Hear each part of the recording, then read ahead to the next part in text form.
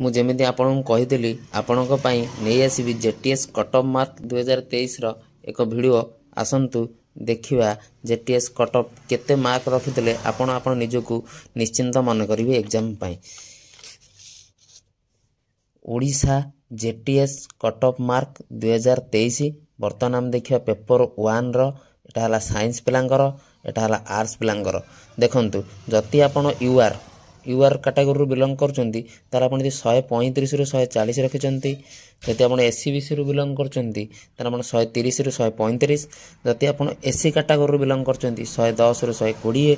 जति आपण ST category belong करचंती 95 रु 105 भीतर रखिले आपणकर एटा सेफ स्कोर।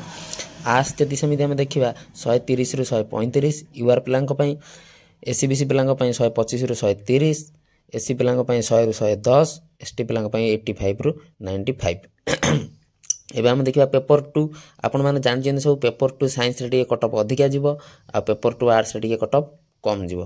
देखंतु पेपर 2 साइंस पिलांकर यूआर कैटेगरी जति 145 रु 155 भीतर रखचन तान आपण सेफ स्कोर।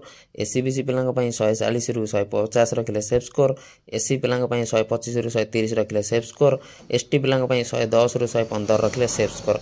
जति हम आर्ट्स कथा डिस्कशन करिबा ताने यूआर पिलांक पई 135 रु 140, एससीबीसी पिलांक पई 130 रु 135, एससी पिलांक पई 110 रु 118, एसटी पिलांक पई 95 रु 108। एटा नॉर्मलाइजेशन पूर्वर मार्क आ नॉर्मलाइजेशन हला परे एतरे 5 मार्क बढ़ी पारे किबा 5 मार्क कमी पारे। सेतमे एई सेफ स्कोर नै आपण माने चलथांतु। जति वीडियोटी भल लागुची तने आपण वीडियो को सब्सक्राइब करंतु, लाइक करंतु, आपण पिला मानक मध्य शेयर करंतु। जय जगन्नाथ रहिली आ पुणी देखाबा आगामी आ गोटे वीडियो रे।